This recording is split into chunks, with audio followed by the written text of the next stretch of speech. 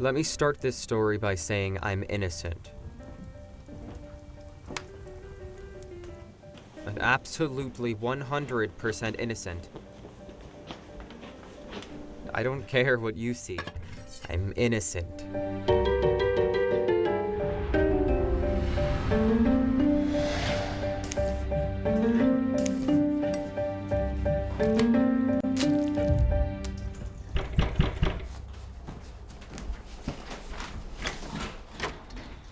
And? It's good. Not Miss Marple by any means, but good. You've captured the British spirit quite well. Sir Arthur Conan Doyle would be proud. Maybe I'll name a character after you. Ethel Smythe, the hero's British neighbor who graciously reads his manuscript before sending it off to the publishing house. Perhaps not. I do prefer to keep a low profile. Speaking of which, are you attending the McKinnon party tomorrow?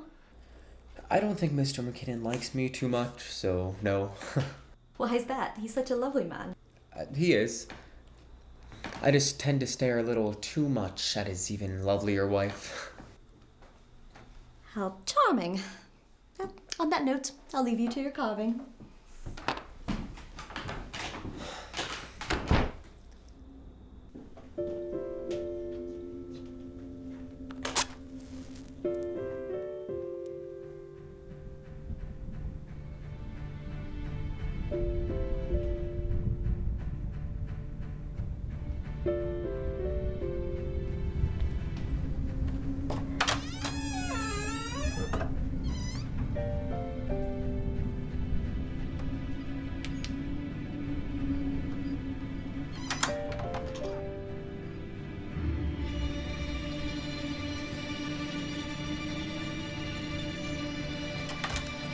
Ah!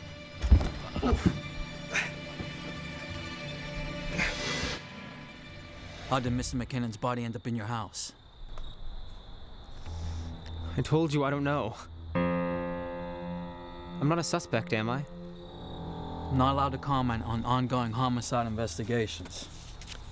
But it wouldn't hurt to hire a lawyer. Okay, let's break this up. But first, I'm gonna need everybody's ID so we can contact you for information. Oh, Detective Downey, I am so sorry, but I'm afraid I've misplaced my identification card. Just write down your information, ma'am. Thank you. Arthur, are you all right? How about some pumpkin pie? I just took one out of the oven.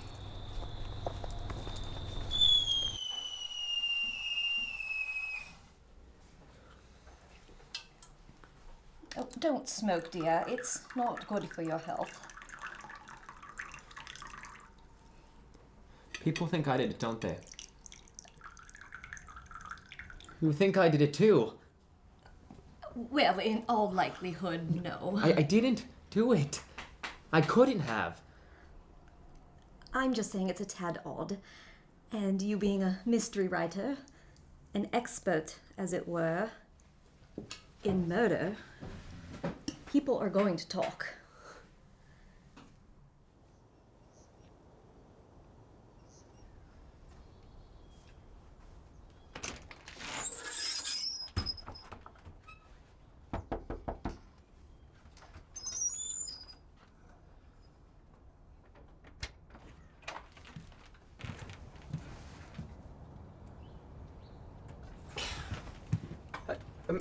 Mrs. McKinnon?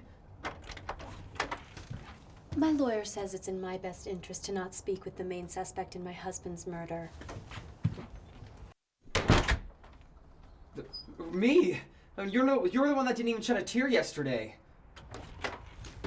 I had Botox.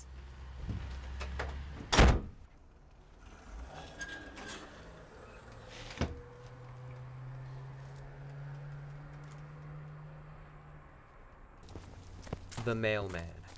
Oh, I left the package in your back door, Mr. Kimball. I'd show you his face, but Get in here! I don't like him.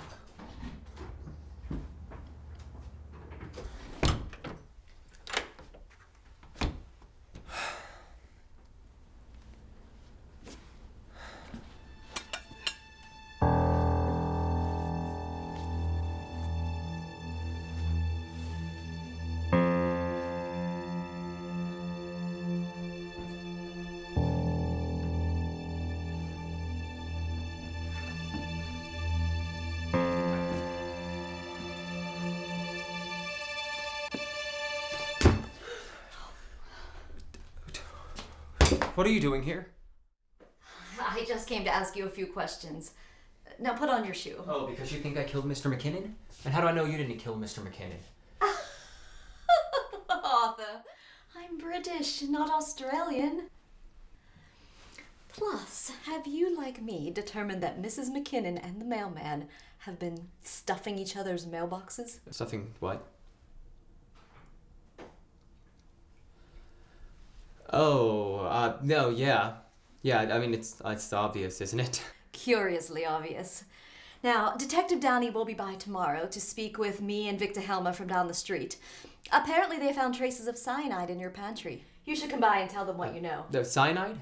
Yes, cyanide. Ethel, I'm sorry I accused you of murder.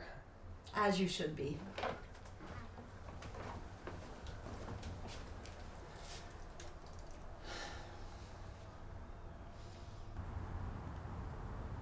No. No, no. But You have no proof. But Until you have proof, stop spreading rumors about your neighbors. Now, where is Victor Helmer? He was supposed to be here 20 minutes ago. I'll give him a ring.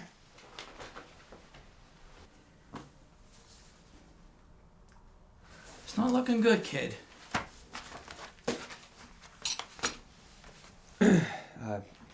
I need some sugar.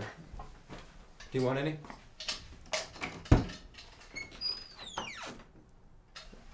What?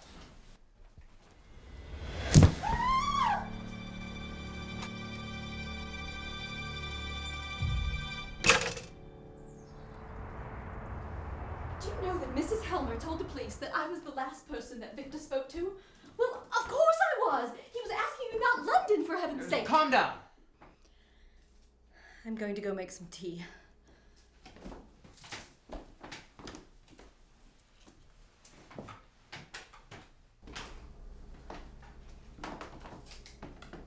Arthur, please tell me this isn't yours. What was in your box of tea?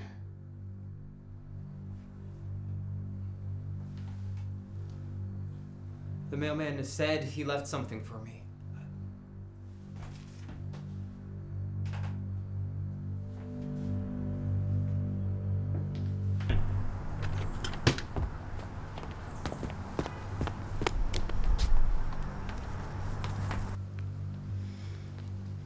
Stop staring!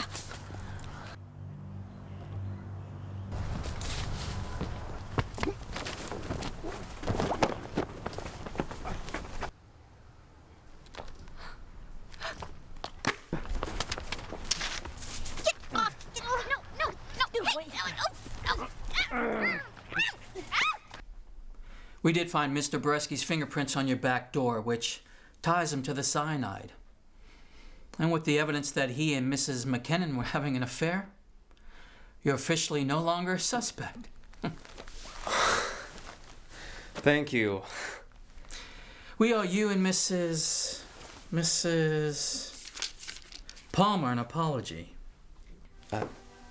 Mrs. Palmer? Yes, your neighbor, Ethel Palmer. I gotta go. Good night, Mr. Kimball.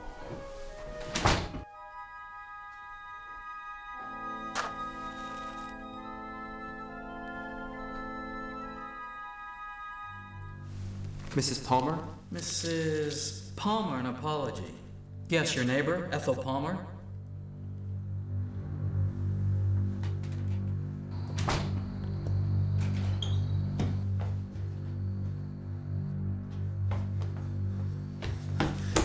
It was you that killed them.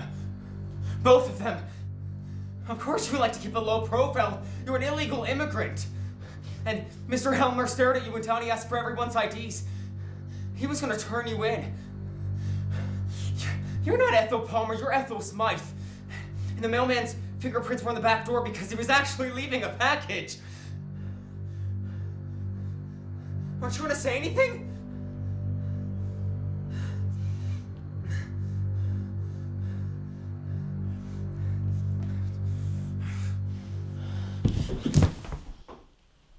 You really shouldn't smoke, dear.